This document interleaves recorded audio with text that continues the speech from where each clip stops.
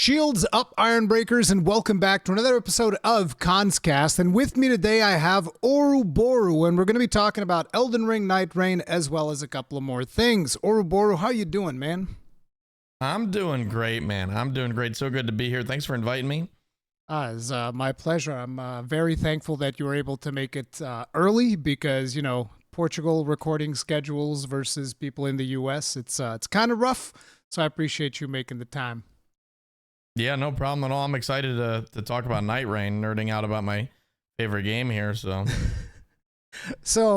introduce yourself a little bit for the people that might not remember, considering that I couldn't even find that one podcast that we did together for whatever reason. I couldn't find it in the channel. Of course, I know it exists. Yeah, it is there. I know it's somewhere. There. All right, so I'm Oroboro. I'm a content creator, streamer. I've been streaming since, oh my goodness, Demon Souls. It's been 15 years. So yeah, I just do mainly Souls content and Soul stuff, but I do a little bit of everything now. So did you actually start with the original Demon Souls, like the Japanese version, or was it like the American version? No, I waited for it to come out in the US, but I sat in line for the original Demon Souls.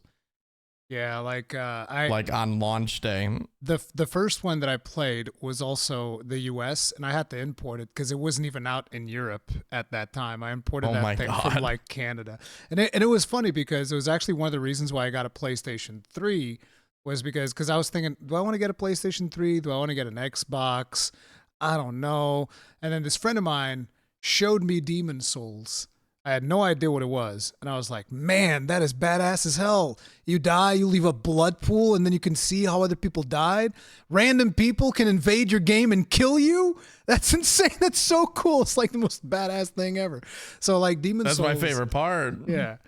Demon Souls is one of the main reasons I got the PlayStation instead of the Xbox. So you've played all the Souls games, obviously. Just like for a little bit more context, which one's your favorite? Ooh, Dark Souls 1, I think, is the classic. You know, that's thank you. I think that's what I'm most it's just too, it's scuffed, you know. It doesn't have like omnidirectional rolling. It feels a little jank, but it's like perfect jank.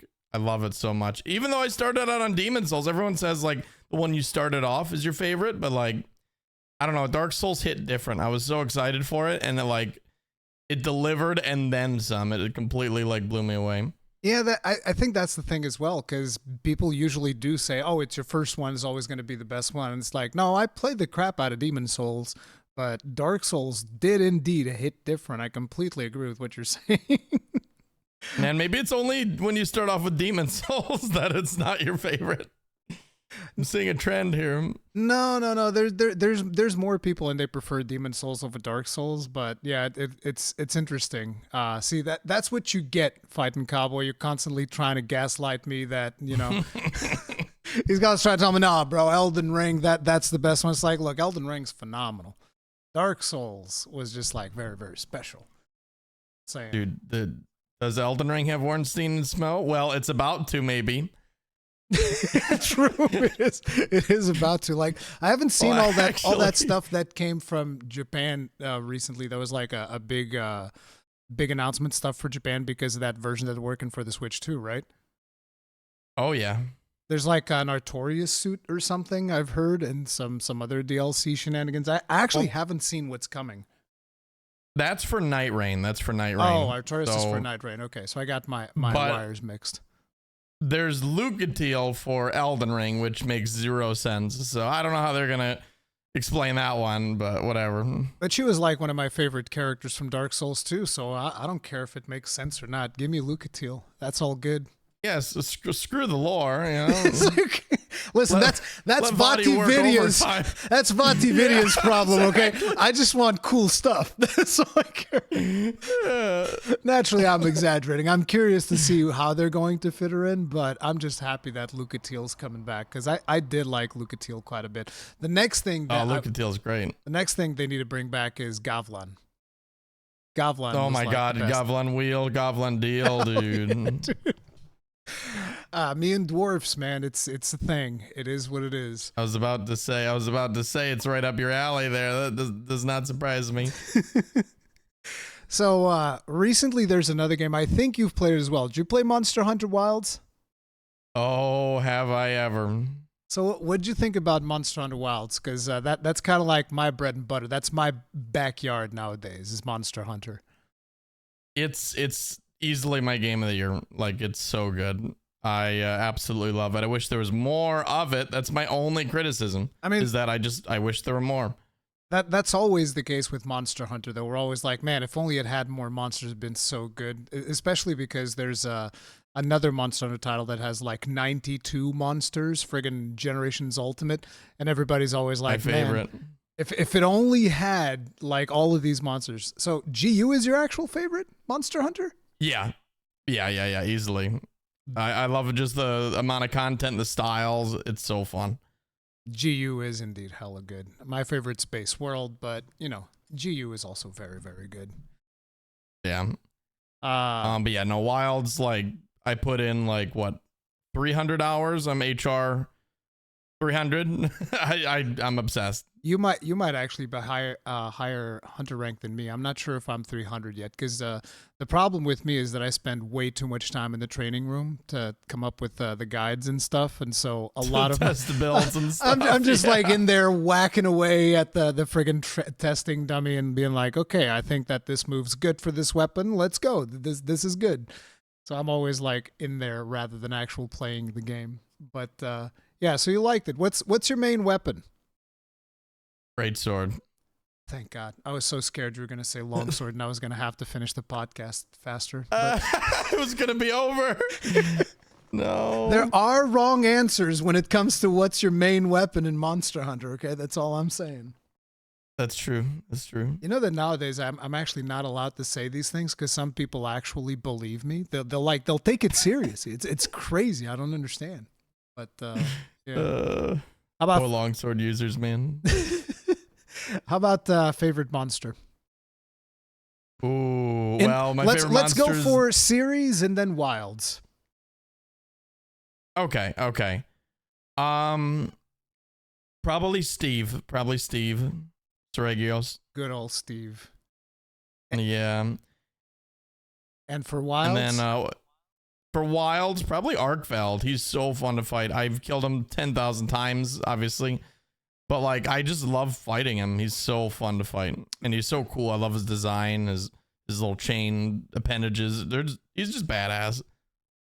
Did you do the recent events that they've put in the game, the seasonal events and stuff? Yeah, I've done every single event. I'm like obsessed. I log on and do them all. What's your best arch-tempered raid out time? Ooh. Here we go. I think I got him down to like 7 minutes, God which is damn not it. great. Why are you faster than me? How dare you? My fastest time is like 9:36 or something like that I was doing with the gunlines. Oh man. But I'm not a speedrunner. I'm terribly bad at like locking down the monster, preventing him from leaving and stuff like that. I don't like that. I want him to leave. I want to chase him down, then kill him. Yeah, no, I have fun with it too, right? Like, yeah. So let's talk about Elden Ring Nightreign. That's going to be coming up at the end of the month. That's going to be the next big title that I'm going to be covering. I'm assuming it's going to be the next big title you're going to be covering as well. Oh, yeah. Which this game kind of came as a bit of a surprise because it's very much not the usual thing that From Software tends to do, kind of like a multiplayer-focused game. But strangely enough, it is the type of game that I've always wanted them to do because I was like, yes, I want them to make an actual co-op experience, not just something where the co-op is a strange mystical thing that you can summon somebody and then they leave. You know, there's the seamless co-op mod and all of that stuff. But that to me is like, okay, that's modded, that's bolted on top. It's a different thing. I want what their vision is for like a co-op game. What was your initial impressions when you saw it revealed the first time? Well, I thought it was a PvP game, right? I saw the circle and I was like, I immediately thought, okay, they're Fortnite? actually doing Artorias Island PvP, you know? Like, I thought it was going to be a battle royale. I think most people did. Yeah.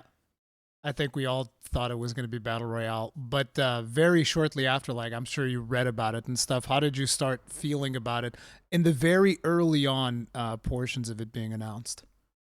I was like, you know, confused, but the more I read, like you said, I was like, oh, okay. I got excited. I think it's actually going to be a huge hit. I think this is great. I think the idea is sound, and they're rolling with it. And from what I played, the execution is pretty good. So I think, yeah, for me, I would just want to get my hands on that final game, man. There's so many questions left unanswered, but yeah, I'm looking forward to it. So for people that are not exactly aware what the gameplay loop is going to be, you're going to be jumping in, and then it's like there's a kind of like a day cycle wherein this circle starts encroaching.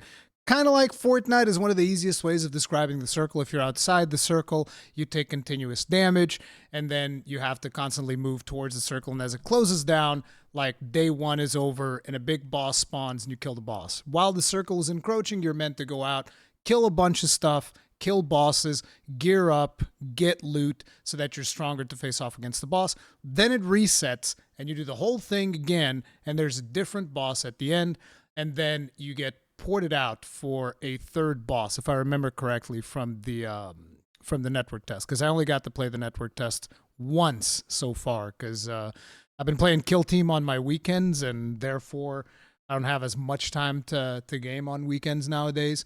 But yeah, that was my kind of like impression of what the gameplay loop was going to be like. That's pretty much correct, right? Yeah, that's exactly right. So that's kind of the overall experience when you are coming into Elden Ring Nightreign, the gameplay loop, and all of that stuff. So what was your first time playing like? I believe that would have been the Vegas event, right? Yep. Yeah, so they invited me out to Vegas to play the game early. It was with me, Iron Pineapple, and Lobos. And wow, that was when we really had a moment to sit down and really play it.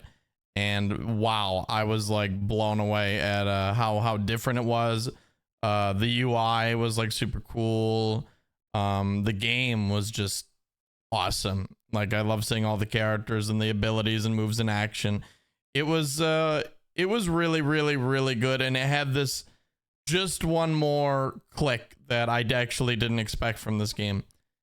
Yeah, no, it was a good time, and that's when it hooked me. It has just one more run. We're gonna do just one more before we go to bed. Just one more before we leave. But these runs are not like super quick. We're averaging out at like 40 minutes if you go all the way to like the final boss, give or take, right? Yeah. 45 minutes is about the average length for like a full run. So in that version that you guys first played, did you have all of the characters, or was it just like the network test that we got after that? It was exactly the network test. It was only the 4. So they added the next 2 characters in the other event that I went to, but yeah, we'll continue on there. The what did you think about the netcode so far? Because that is one of the things that I think everybody is mostly concerned about. Because multiplayer is functional in Elden Ring and all of the other From Software games, but sometimes you get some of that From Software jank when it comes to the netcode, which I think is something that is a concern for pretty much everybody that wants to join in on Elden Ring Nightreign. Yeah, so me being a netcode aficionado, basically I only do like PvP and multiplayer of all these Souls games, like almost exclusively. That's for me, that's the most fun.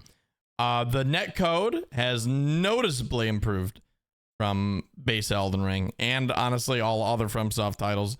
It finally took them a multiplayer dedicated title for them to fix it. So yeah, it's much better than it was. However, we were all mostly playing these events in the same room, right? So you're not going to have any latency, ping's not bouncing back and forth. It's just right there. So on a larger scale test like the network test, I think most people did notice that it was better. but there can still be some hiccups because it's still online and it's still peer-to-peer. But again, noticeably, and I mean noticeably improved. I feel like on the very first test, basically me and Cowboy weren't able to play at all. So it was almost like a Rurikhan Cowboy mini podcast of both of us just slamming the login servers and not being able to log in at all. So it kind of buckled under the weight. Were you testing on PSN or Xbox? Because there was no PC test, if I remember correctly, right? Yeah, so these were actually on PCs. These were through must have been the Steam servers.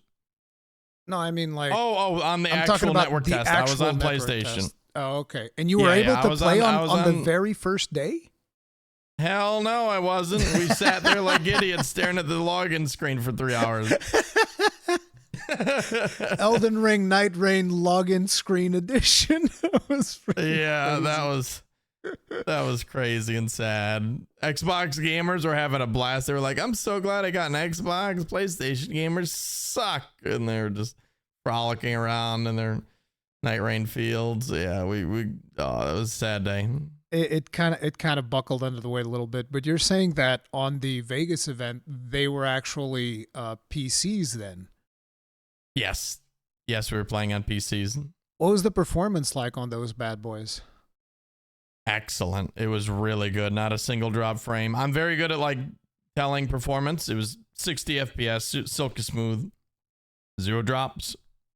That's good to hear, because like on PlayStation it was a little bit more rocky, at least for me on the second day, which was the one day that I was able to play the network test. But yeah. Right, yeah, no, console performance was rough. I'm not sure on console performance like on the final game yet because I haven't seen it, but on PC, man, they nailed it. They really did. And I think that with the Steam servers, it should be a little bit more reliable than even maybe PSN or Xbox Live. That would be my expectation. Yeah.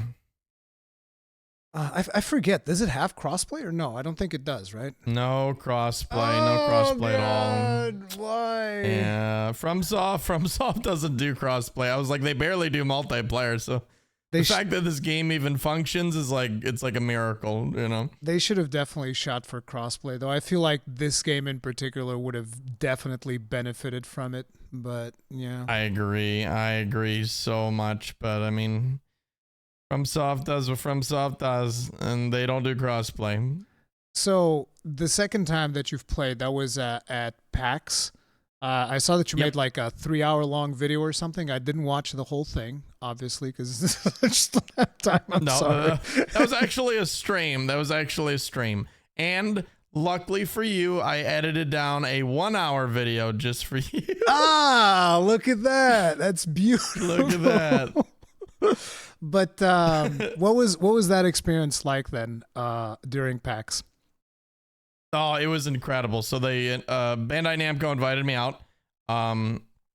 Basically sponsored me to play and commentate Nightreign matches in this like big Elden Ring Nightreign dome right in the middle of PAX East. Damn, they put one right in the middle of PAX East. That's a lot of right in the middle. That's a lot of marketing to, for Elden Ring Nightreign, which interestingly enough is a title that's positioned as like a $40 title, which is, kind of like challenging the whole thing of like, oh, games need to be $80 or whatever, but it is also like a more budget type of title that's reusing a lot of assets from previous Souls games and Elden Ring. So it makes sense, but it's just renting out like a full-on booth at PAX. I would imagine that's a significant investment. Yeah, no, Bandai Namco especially, they have like infinite money. So every time they do anything with marketing, they go ham, they give it to the guys and they just think of the craziest thing they can come up with and it just happens, So you went out there to like do commentary and whatever for all of these matches. Tell us what that was like. It was really, really awesome. Like inside they had like the whole place like lit up with LED lights that would change depending on what was happening. Like I said, inside they had like a bunch of PCs with 4070s.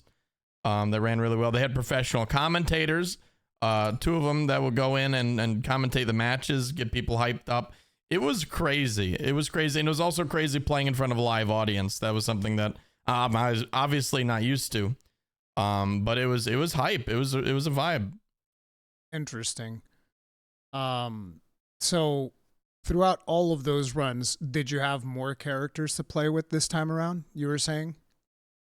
Yeah. So we got to try out the two quote-unquote new characters, Iron Eye and Raider, and I played both of them extensively, and both of them were super fun, and I think a great addition to the existing roster.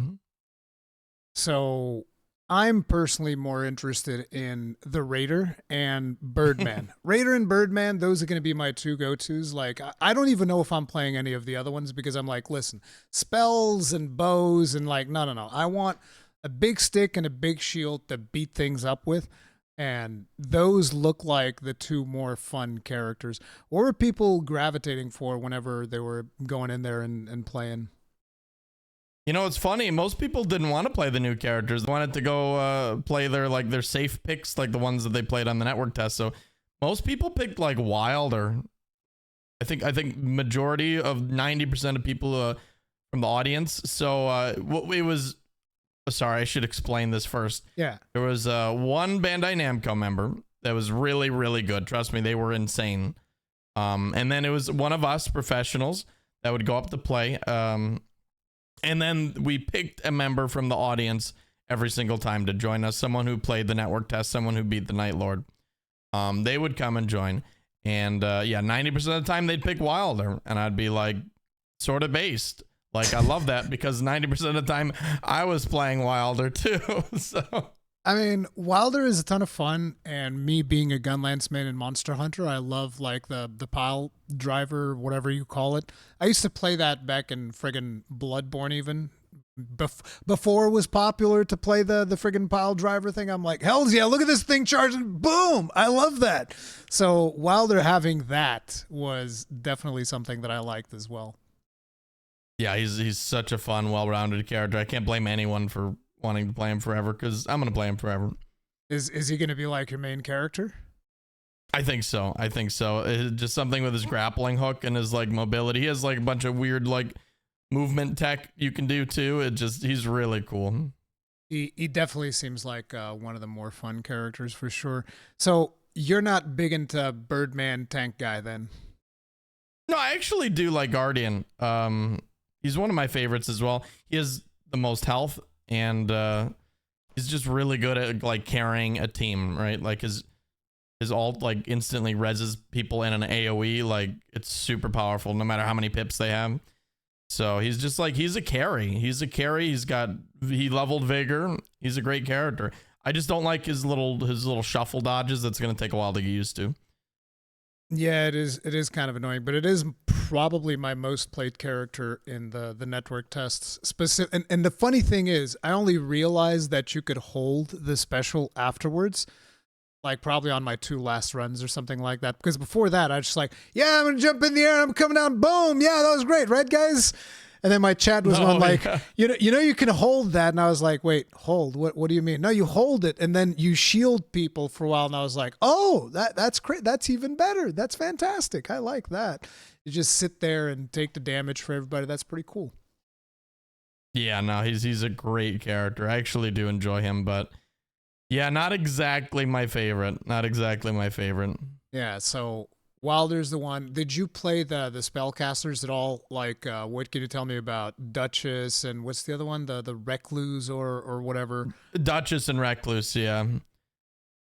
So, well, Duchess is really insane with her rewind ability that like restage, essentially like doubles the damage of like what happened previously. So with a bleed build, she's like completely broken and with teamwork too, you know, every time you do an ult, she restages and it does that stagger damage again. So she's really powerful.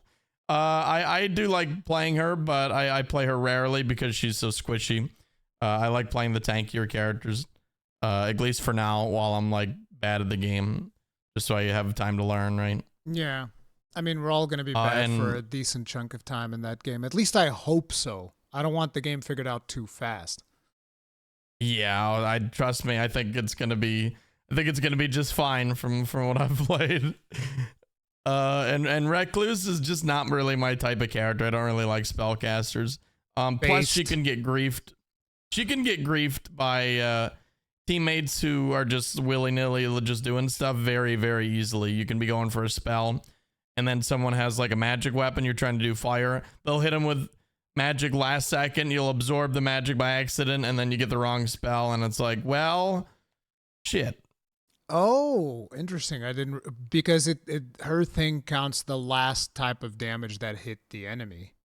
Exactly. So you sort of have to not coordinate with your team, but you have to like tell them to not like mess up your sort of spell casting order. You know, they could easily just grief you, and it happens a lot on her. So it's better to play with like a dedicated team on Recluse, I think, not against randoms.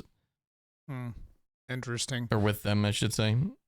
So what about them new characters? Let's start by the Iron Eye. What does the Iron Eye play like? What are like his special abilities and stuff like that? Tell me about the Iron Eye. Right, so Iron Eye is like the bow guy. He's really, really cool, super edgy. His passive gives the entire team extra loot. And honestly, I think it's pretty broken. From what I experienced, extra loot? It's like, yeah, you think it would be like such a little thing. Like, oh, that's all his passive does? What a crap passive. But no, you don't understand. Every single run we played with Iron Eye, whenever we killed like even like, you know, a semi-tough boss, purples and legendaries for days, just all over the place. It was ridiculous. I was like, what is happening? I was like, why are we getting so lucky? And then I realized it. I was like, there's an Iron Eye on our team. And the runs we had without him, blues, nothing but blues. Didn't even see a purple. Ooh. So I think either his passive is going to get nerfed, or, you know, they're going to buff the base loot and nerf his passive. So his passive's getting nerfed some way or the other. It's really, it's seemingly insane. Maybe it was a pure placebo. Maybe I didn't have enough rounds, but I mean, I spectated 40 games over the weekend, and it seemed like, yeah, Iron Eye was good. Iron Eye passive, at least, was really good, and it was game changing. Yeah. Interesting. So what about like his because everyone gets like the passive, the ability, and then like a finisher or whatever, right? Yeah. So his main ability was the mark, and marking allowed you to like sort of do like a bloodborne dash like away from people. So you like stab them with a dagger, you mark them, and then you do like an iframe dash away. Obviously, you know, it had invulnerability frames. It was really nice to get out of combat with. Which makes sense for his character. So it's kind of like a disengage. Yeah, exactly. So it I didn't notice the damage super high on the mark, like when you mark an enemy. But it is there. So I don't think the huge thing is going to be like marking enemies before you kill them. But I sort of hope they buff that, admittedly. And then with his alt, he does a super big like charged like golem arrow like shot that has the hitbox of like a semi truck, and it like destroys everything and staggers them instantly. It's really, really good. It clears out entire camps without even aiming properly. It was insane. It was super strong. And it was good for like staggering bosses from far away, like if you needed to like keep the pressure off. It was good for everything. Good for reses. It's an insane ult. Yeah. Interesting.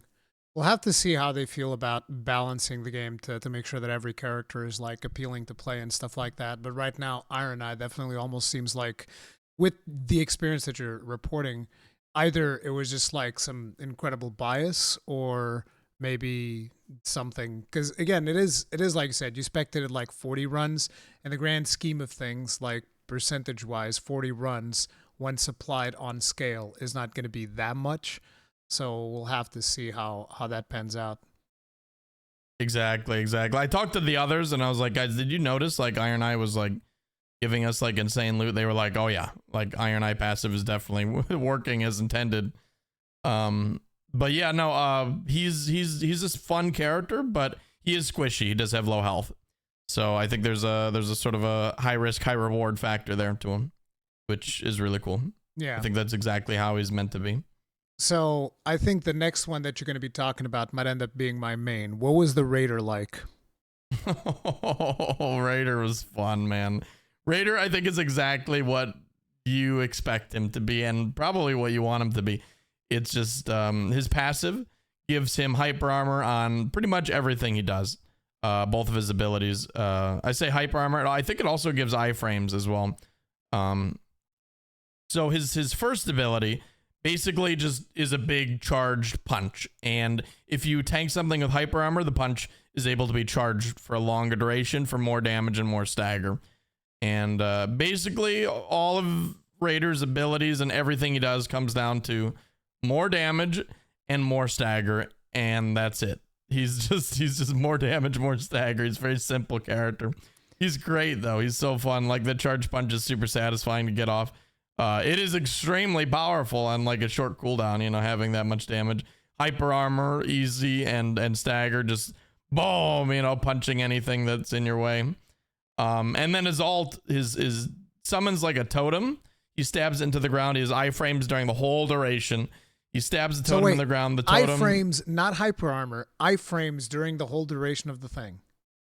Yeah, he actually has iframes during his ult. I know that for sure. Jesus Christ. Yeah, he's insane. He's insane. So yeah, not only does it do AoE, by the way, this one's AoE stagger and damage.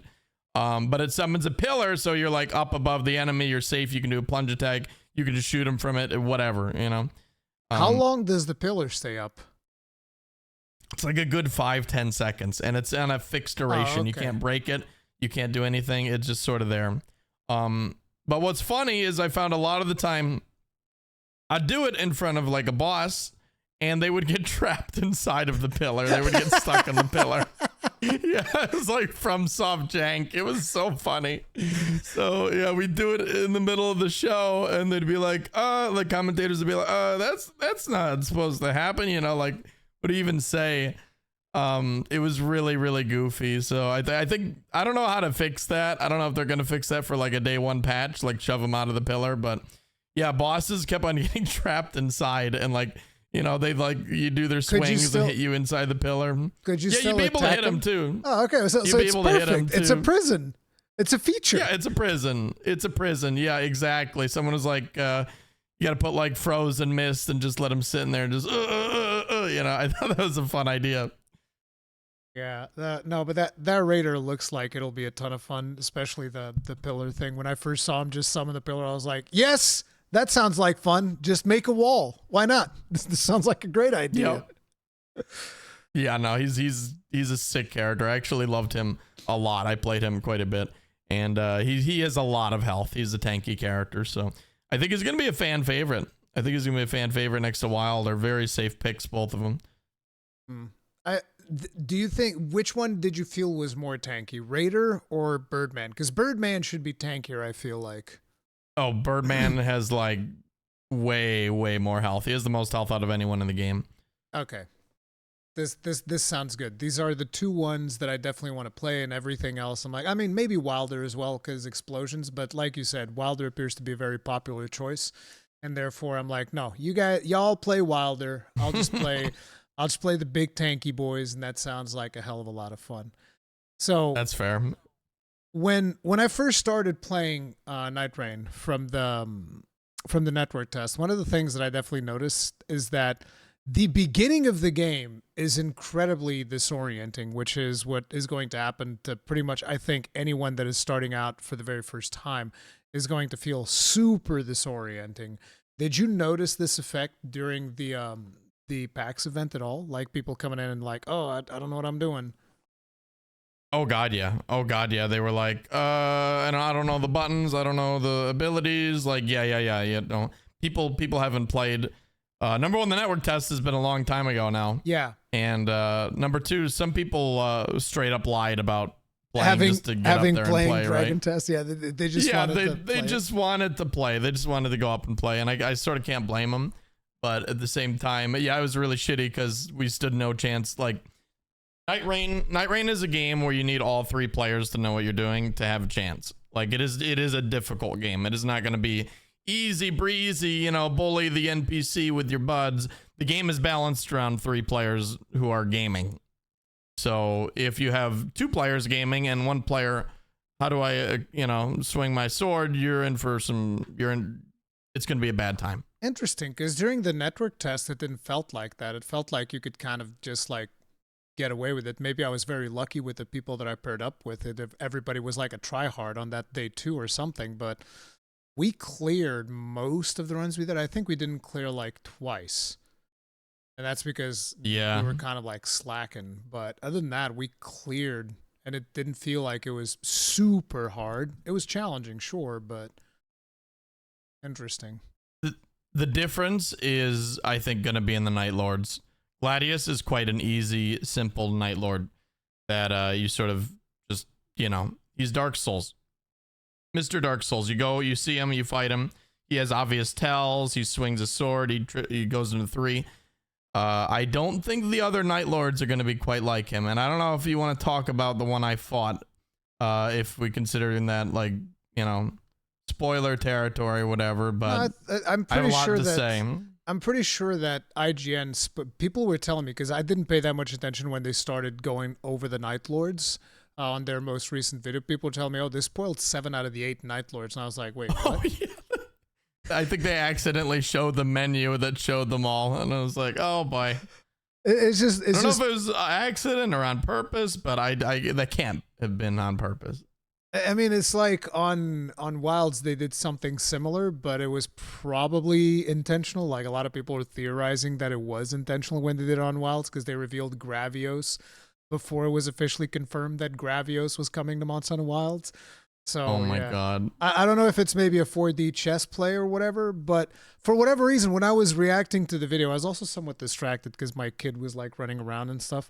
But when I was reacting to the IGN video, I didn't even notice that they had spoiled it. And when people told me, I'm like, good, I'm not going to rewatch that video. That's good to know. Not watching that one again. Yeah, it's there's a bit of info there. Yeah, and something to add is that at PAX East and the version that IGN played, that is the final version of the game. That is 1.0. That's it. I was not aware that the version that was at PAX East was 1.0. That's absolutely crazy.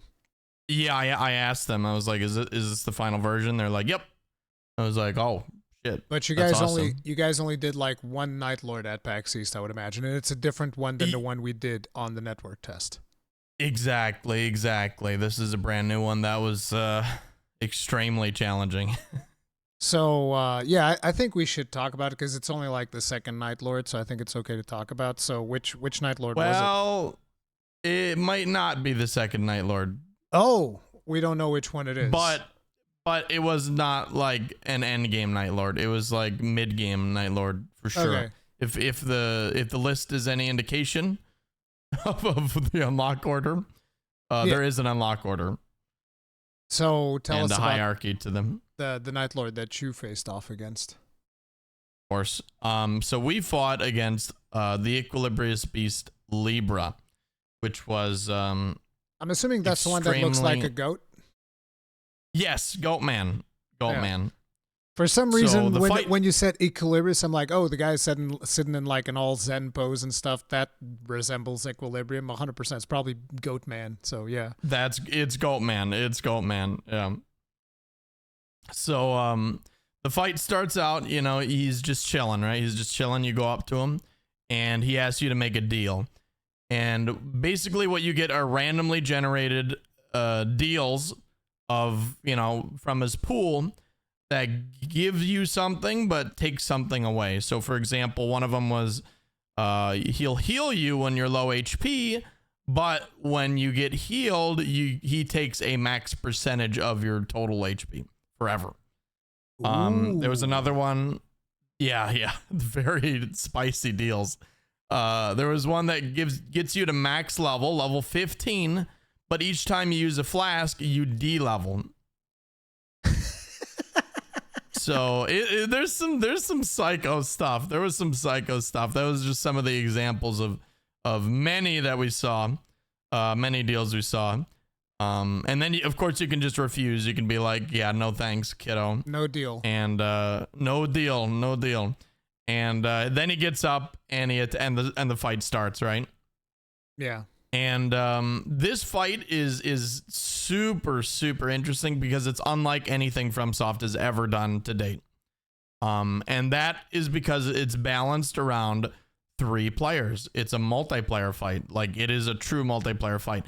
And speaking of which, I do not know how they're going to have you do this solo, but I'm not talking about that right now. We're going to talk about how they're making this insane, like, MMO-esque fight. This is what reminded me of World of Warcraft. I was like, wow. So like a raid boss? Yeah. This is a World of Warcraft raid. I'm getting more excited now. What the hell? I know. I knew you would, dude. I knew you would. Yeah. Okay, so tell me. It had literally World of Warcraft MMO raid mechanics. If you used to World of Warcraft raids, Final Fantasy 14, etc., etc. It was making you do stuff as a team, completely coordinated, or else you would sort of just die. I don't want to go into specifics because I want people to experience. Give me like one mechanic, just one. Okay. So basically, you and your team had to coordinate to do a certain thing, and each of you had to do it exactly right, or else you would go. You would get madness procced. You would all get frenzied. Damn. But you had to coordinate and not sort of step on your friend's toes, you know, okay, so like or else they would go kind of a they would go crazy. Mechanic. Okay. Yes. There's a certain thing you have to do, and just you have to be like spatially aware of stuff constantly. And yeah, you have to be aware of your teammates' positions. It's crazy. It's such a cool fight. They've never done anything like that. And that made me wonder, because it was so different from Gladius and so much harder, that this is where the deaths are occurring, right? This is where all the runs ended. For example, there was 4 days of packs, right? On the first day, we fought nothing but Gladius, and we all killed him 100% of the time. Okay. And then we got bored and we asked them to switch it up. So they got the okay from FromSoft to start fighting this new boss live on stage. And yeah, Libra, we only had a 20% win rate against Libra, and these are some of the best PvEers in the world. Not including myself. I'm not the best PvEer in the world. Because you're a PvP guy. I'm a PvP guy. One of the best PvPers, I think it's safe to say, but yeah, PvE definitely not my forte, but I was pretty proud of how I did. You know, I got as many kills as the PvEers did, so that was nice. I am very excited from what I'm hearing, because like I said, like, you know, I played the network test, and playing the network test, I came away from it like, oh, this looks like it'll be fun for a bit. Like, yeah, I think this will be totally fun, but it didn't seem like it was going to be something like mechanically complex or even be comparable to MMO raid type mechanics. I would have never expected anything like that from the experience that I had with the network test. So that is a very good thing to hear. Yeah, it was a shock, but it was like a good shock, because it was like the best learning experience ever. Just slowly learning like the mechanics with a group was like so satisfying, and I think people are gonna love it. Like, you know, it's something they've never done before, and it totally blew me away. I loved it. Do you think that I'm wondering if the other bosses are going to be like that, right? If the whole game is like that and we just didn't know because we just had Gladius to sort of trick us. Yeah, go on. I was going to ask, do you think that this is something that is going to be easily doable by people in pickup groups? So like people that aren't 0%. 0%? 0%. You want to know why? Because we had people that were in pickup groups and we could communicate with them, and guess what? There's no voice chat, so you can't communicate with new players in a pickup group, and there's no shot that they are going to pick up on what's happening and the mechanics. And I don't know, I have little to no hope for people doing it their first time, because like I said, the best players in the world did it the first time, and we were not ready. Interesting. Because again, you had like at least 2 people that knew what they were doing, and then a random from the audience that maybe knew what they were doing or not. But at least 2 people could hard carry, and even those 2 people weren't able to hard carry enough. Because you said that one of the persons playing was always like a Bandai Namco pro that knew the whole game and all that shenanigans. Exactly. Interesting. So yeah, it was crazy cool. But yeah, I think people are going to be struggling. People are definitely going to be struggling. If Libra is any indication of the rest of the game, it's going to be hard. It's going to be really hard. This is an early game Night Lord, like he is. So I don't know. I'm scared. It'll be interesting. But one of the things that I would definitely recommend people is like, don't instantly start looking up boss strategies. Experience the joy of discovery, please. That's my recommendation. Like, cause I'm definitely I want to try and figure them out before I even think about looking anything up. But yeah, that'll be very interesting. I'm shocked, and the other thing is, will they make like different strategies for when you're playing solo, or how is that gonna work? Because it's just so weird. That's exactly what I was wondering. I was like, how are they going to do this solo? How is anyone going to do this solo? It seems almost impossible. So I guess we'll find out. Yeah, but that's one of the things that I've always wanted them to do, right? Because like we've always had that idea that, you know, the community usually says, you know, these bosses aren't really designed for 2 players. And, you know, you can argue depending on the skill of the players, maybe it can put up a fight, because if maybe 2 players are not, you know, super into the meta side of things or whatever, they're going to get slapped around, and that way 2 players will be somewhat balanced. But usually in the base game, if you know what you're doing, bosses just tend to feel better when you're doing them solo. And this is not something saying you shouldn't use summoning spirits or whatever, because I think that argument's so fucking dumb. You should use whatever you want. That's why it's in the game. But I've always wanted them to do a game that's like, no, but this one's specifically designed for multiplayer. Like, these tactics are here to be tackled in a multiplayer setting. I think that's really cool. And I'm very curious to see how those are going to play out. Yeah, me too. No, it's just awesome. Really, really fun. Something to note though is like, you know, it's easy for us to say like, yeah, you know, keep on trying, you know, learn the fight, but it is a 40-minute run back per attempt. And you die pretty quick if you don't know what you're doing. Like, you could be bashing your head into a wall for quite some time. We didn't kill him on our first day. Nobody killed him. Like, we just all died. What? So wait, with somebody who's a pro, then one of you guys and someone from the audience, and one whole day of tries, and you didn't kill him. Yeah. Damn. Yeah, he's like nasty. I don't know, oversell his difficulty, because once just you has do me get so him, he's easily doable. The more you describe him, the more like, oh my god, this sounds like so much fun. It's just like WoW raid progging back in the day, dude. It is. God. It is. It's super fun. That'll be very cool to see. Yeah. Do you think that this game is going to run into the old meta curse that we end up seeing a lot of the times whenever you have encounters like this, of this level of difficulty, where people start getting all elitist, like, oh, okay, gatekeeping. No, yeah, we don't want guardians. Guardians don't deal enough damage for the boss that we're fighting, so no guardians. You think that is something that might potentially happen?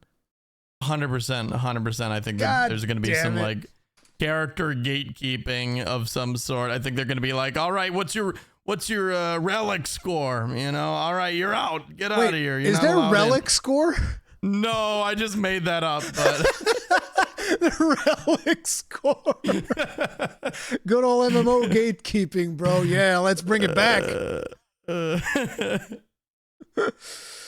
That is the one thing that I'm kind of concerned, because, you know, people do tend to get like a little bit too gatekeepy with some of that stuff, and I hope that ends up not happening. But I'm gonna fight against it. I'm be like, okay, guys, just join my stream. We'll figure it out. Don't worry about it. You can come in with like your subpar recluse or whatever against this specific boss. We'll figure something out. Don't even worry about it.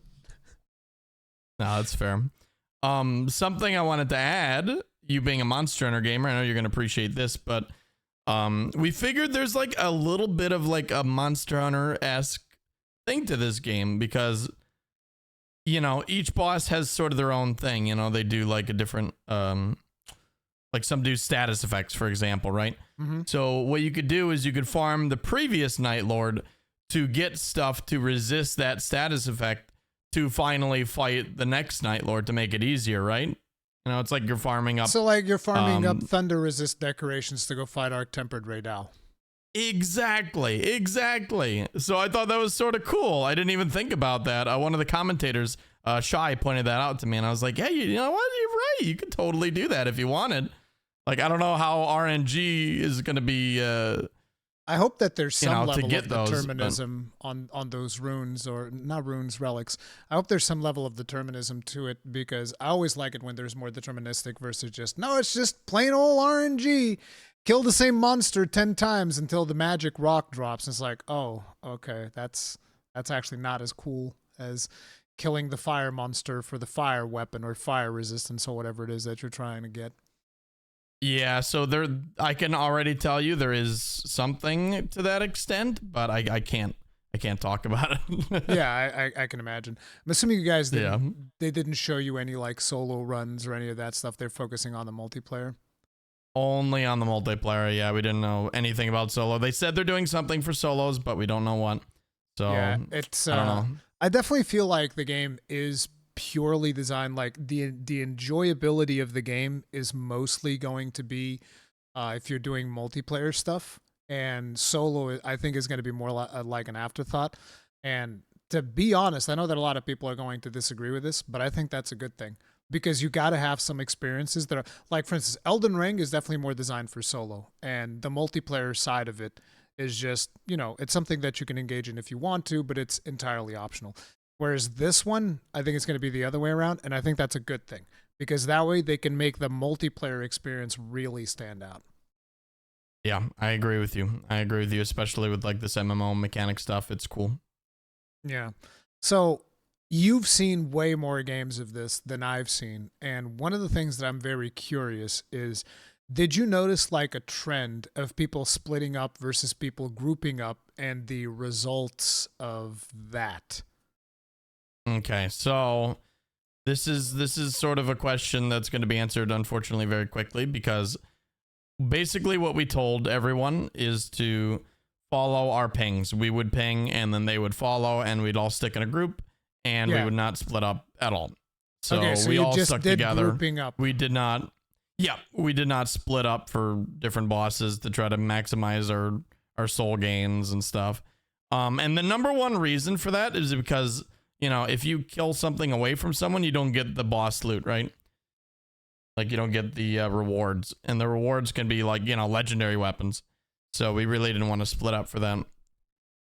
Yeah, that's something that I wasn't thinking about. Yeah, if you're not there, you're not going to be able to get the rewards. So it does make more sense to group up. I wonder what the incentive is going to be to split up, because I seem to remember that was something that they've kind of had as like a selling point, whether you can choose to split up and decide whether you want to, you know, go your own way or then group up with your friends.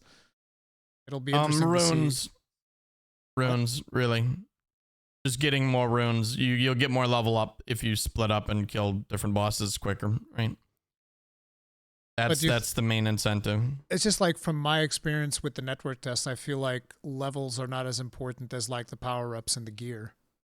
That's exactly right. So yeah, I don't think there is a reason to split up. I don't think anybody should in this game, at least from what I can tell. The levels aren't worth it.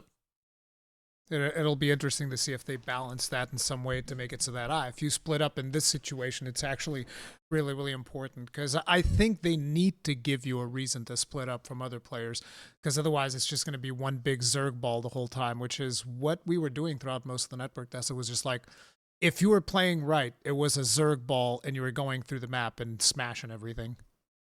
Yeah, exactly. And that's sort of what I think that's sort of what they're pushing.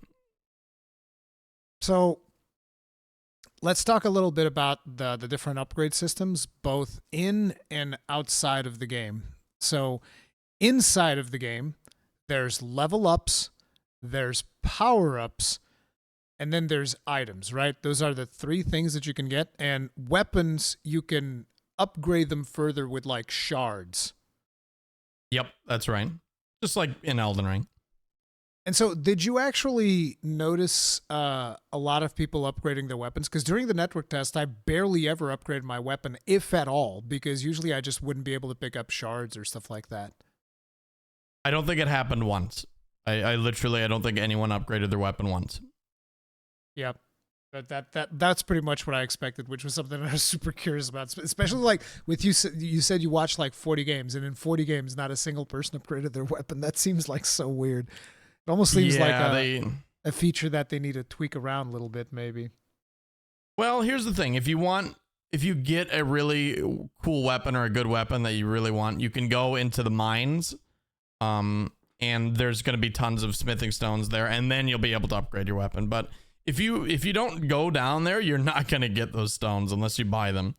And obviously, people want to spend their souls on level up and not on like leveling their, weird, weak common weapons, right? They don't care about leveling those up.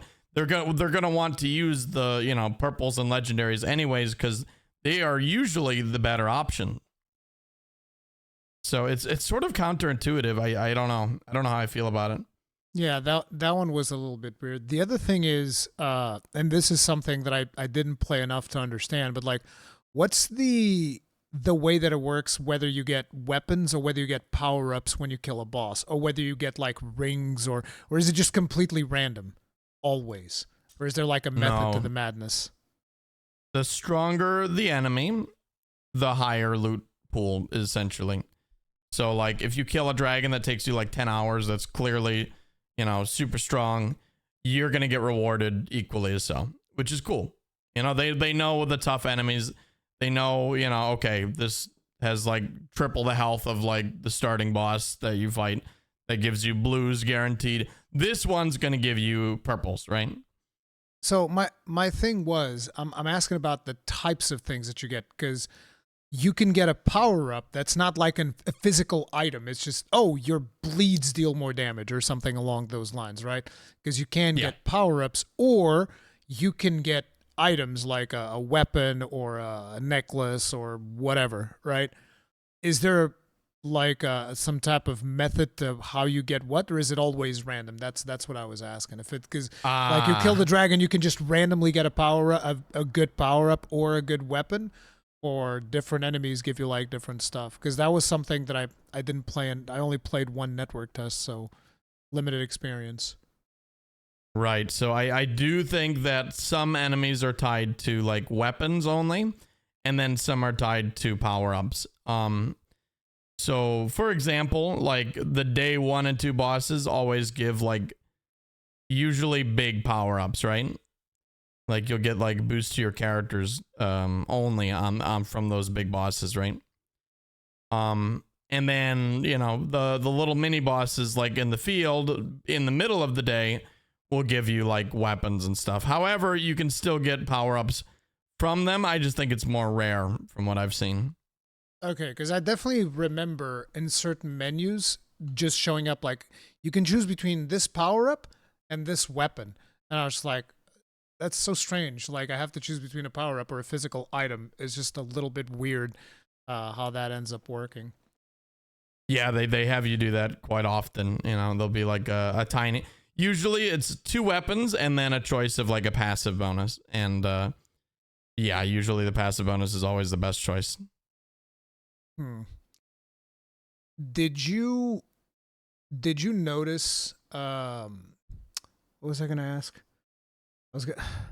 I had this question in my mind, and now it just like washed away all of a sudden. Oh no. I hate when that happens. Oh no.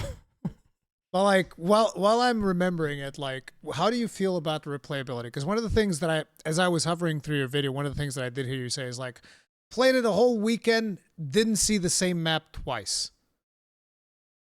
It wasn't exactly that, but something along those lines. I didn't see the same run twice. The same run twice, So for posterity's sake, I saw the same map 40 times. Yeah. Okay. So the map, the actual map, the land is static. It does not change, right? So for all the Night Lords, there's just Limveld. There's nothing else. There's just Limveld, right? Okay. However, and there's a big however here, they vary in terms of the landmarks. They vary in terms of every enemy there. They vary in terms of huge events that basically shape the map. Stuff that we didn't get to see because it is late game. I've been told. Essentially, the more Night Lords you kill, the more map variation happens, right? Oh. So when you start off, it's very chill, it's very normal, it's very samey. Vanilla and Limveld. And then, in Limveld. And then eventually, you get the lava biome and the rot biome, and stuff starts spawning inside of the map itself and changing it. Which is really, really cool. I'm actually excited to see that. Unfortunately, we didn't get to experience that, but I have seen it, and it's really neat. What was the craziest thing that happened during the runs that you did see? The craziest thing that changed? There are random events that will happen throughout each main area in Limveld, and one of them, the craziest one, if you want to know the craziest one, is there was a boss that spawned that spawned really locust mortars on top of everyone, and they would explode constantly on your feet, and if you got hit by these, it would drain your level. And a level in this game is like, it's a lot. Like, a level is a lot. That's like, it determines if you're winning or losing your run, essentially. It was so funny. I saw that yesterday in the IGN video, and I was like, King Allant, is that you? Are you shooting locusts at people now? Like, what's happening? Soul sucked. Yeah, you're gonna get soul sucked. It was horrible, dude. I got soul sucked 3 times in one run. Oh my god! yeah, it can happen multiple times. I've seen. Oh my god, it was so sad. There was a decent run, right? This is a run killer for most of the runs. This mechanic, and it was the random that joined us, right? The audience member, and he got hit by it 6 times. He went from level 7 to level 1, and that was the end of it. That was it. And then the next boss one-shot him, and it was over. The funny thing was, as you were describing this mechanic, I'm thinking to myself, oh man, wouldn't it be cool whenever there's somebody new in there, they're going to get D-leveled down to level 1, and then you describe that exact same thing. Yep, literally, yeah. Oh, it was so sad, dude. It was like, I was like laughing, but I was like also crying. You were laughing at him on top of it? Bro, that's toxic. That's some PvP behavior right there. That's what I'd expect. Oh, it was horrible, dude. It was so mean. I was like, dude, FromSoft is back, dude. They're back in Demon Souls, in their Demon Souls era, where they didn't give a shit. They didn't care about anyone or anything. They just did what they wanted. Break your weapons, break your armor, whatever. Who cares? De-level your character back to level 1, whatever. You can farm him up again. Yeah, it's psycho, dude. It's psycho. But here's the thing. Here's the thing. Is, yeah, that sounds bad, but you can go. It says go find the boss and kill him, and you can get your levels back, right? So what you do is if you get hit by it, you go as a team and you go whoop his ass and get your levels back, right? It was funny because IGN said the same thing, but when they tried going after the guy, it was like the gas. It was beyond the rain, and it's like, oh no, they couldn't go get him. Yeah, he's too far away. Yeah. So that's exactly what happened to us, like every single run.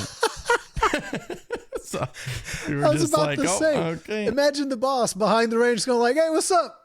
I got some locusts. Hey, get soul sucked. Yeah, it was horrible. It was really horrible. So yeah, thanks FromSoft. So do you have another one, like one more cool thing that like really changed it up besides that mechanic? Yeah. There was this one was a little more tame.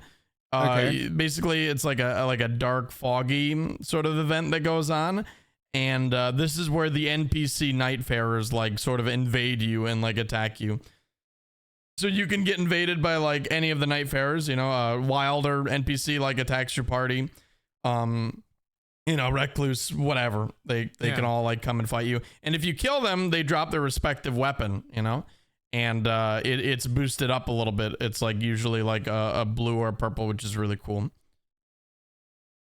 Okay. So Wilder will drop his greatsword, for example.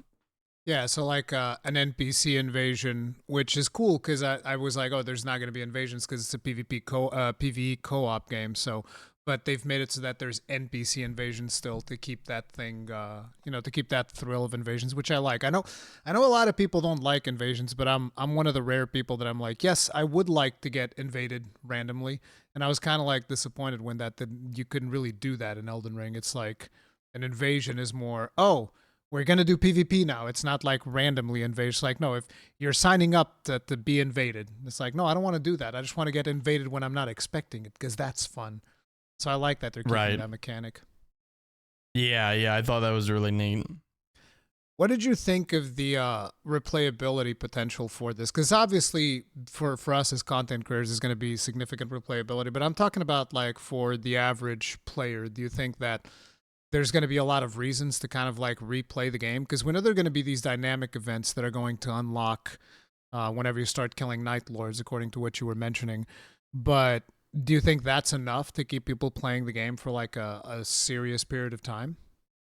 So this is my this was and has been my number one worry of the game since its, existence, is the replayability. The roguelike factor is going to be random enough to keep people interested forever. Like, people are still playing Binding of Isaac, like the original, to this day, Yeah. Because it's the perfect formula. Like, they nailed it, right? So are they going to nail this game with that perfect formula? And I'm inclined to say no. I'm inclined to say no. As much fun as I was having, and as literally every run was different, and I wanted to keep on playing, from what I've seen so far, I'm not sold on the fact that this game is going to be played forever. However, it's not supposed to be played forever. It's a $40 title. So that's exactly right. This is more of a grounded, brand new Elden Ring co-op experience, and I think that is okay. I think I'm okay with that being like, it's going to be super fun. Like, I'm going to grind for the skins. I'm going to grind for the best relics. Like, it will be fun to replay, I think, for a very long time. Like, you're easily going to get like 100, 200 hours out of this game. And yeah, for a $40 price tag, the price is right? Yeah. Like, it's insane. But it's not, it doesn't give that exact insane roguelike feeling. Like, I feel like they could maybe make it have, and maybe I'm just not seeing the certain aspects that change that, and later in the game, maybe stuff unlocks. Maybe there's a new game plus that randomizes absolutely everything and makes it a little crazier, more interesting. Who knows? This is something I really need to get my hands on, the final game, to tell. Because there's also going to be, whatchamacallit, there's going to be like DLC and stuff, which is going to include new Night Lords, I'm assuming, as well as new Nightfarers. But I think that one of the more important things that they need is another map. Because, like, sure, Limveld's going to change drastically throughout all of these things, but you'd want to have another map, I feel like. I agree, and that's something that we don't really know yet. We do know the DLC is going to include 2 more Nightfarers for a total of 10 when the game is like done, quote unquote. 8 in the base game and then 2 in the DLC. So I'm excited to see what they're cooking there. But yeah, a new map would be huge for replayability. So and they haven't confirmed new Night Lords yet. I thought they had also mentioned something about new Night Lords. I could be wrong. So there's 2 unannounced Night Lords, right? There's going to be 8 in the base game. The 2 unannounced ones, as of this recording, is Executor and Revenant. Okay, so there's going to be a total of 10 10 Night Lords, 10 Nightfarers, but still only one map. I feel like that's the biggest thing that they need to extend the replayability. Because, like, if you can get as much variety as you are getting out of Limveld, if you're able to do just, like, one more, you can double the amount of content by just adding, like, one more map. But naturally, you still need to do, like, the different events on the other map as well. But, yeah, I definitely... Because, like, it being only one map is one of my biggest fears. I mean, I'm nowhere close to mastering that map because I only played that one friggin' network test. And I think it's going to take people a significant amount of time to really master the map. But another map, I feel like, is kind of like the thing that they would really want. Yeah, no, I agree with you. Something I wanted to mention is a lot of people keep on asking me about the DLC weapons, like the Elden Ring DLC weapons, Shadow of the Erdtree weapons. And they're like, are they in the game? Are they in the game? I checked in the final version. I went to the training grounds and checked. They are not in. So what I'm assuming the DLC for this game is going to put the DLC for Elden Ring inside of this game. So there's already like the golden hippo and stuff, like the bosses from the DLC, but no weapons or spells. So I think they're going to implement all of those with that DLC, with including the 2 characters, including the new Night Lords. Okay, so no Shadow of the Erdtree new weapons, but you'll see those later down the line with the DLC stuff, probably. That is a guess, but yeah. It's almost like certain. Yeah, they'd be crazy not to, right? Yeah, it makes sense. So, out of all the runs that you've done, what was the coolest item that you have found in the game so far? Definitely, we got a double Moog Spear run. And it is crazy how insane some of these legendary weapons can get that they almost trivialize the whole game. So remember I told you that boss was like destroying us and like beating our ass all weekend. Like it was horrible. Libra. Well, we got 2 Moog Spears and we spawn camped different characters? Yep. Yeah, I on purpose so we could both do Nihil like the second he spawned. Oh god. Yeah, and his health before he could even move, his health was 70%. That's so disgusting. And he died in less than a minute. He died in less than a minute. So you blew him up and you ignored all the mechanics. Yep. It was like we didn't even have to learn it. It was like, oh, this run's great. Thank you, Iron Eye. Iron Eye, of course, there was an Iron Eye run. Yeah, like, makes sense. Yeah. That's so funny. That is going to be something that is going to be weird because like if you have this really hard boss, but then you can just burn through the mechanics. That is also something that degenerate MMO players will know everything about. Burning a boss in order to ignore mechanics. Yup. Sacrifice mechanics a player in order cars. to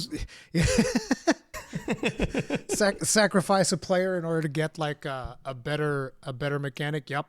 Sure. Kill that player. Too bad. Is the boss dead? That's what matters. And finally, I guess, one of the things that I was noticing as I was watching the IGN video yesterday is that I feel like there's a lot of potential for clutch plays that really form like those core memories. Did you get that vibe as well? Dude, those happened almost on a daily.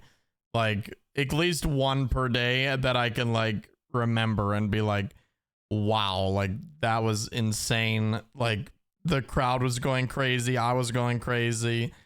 Give me like the most clutch play of PAX. Okay.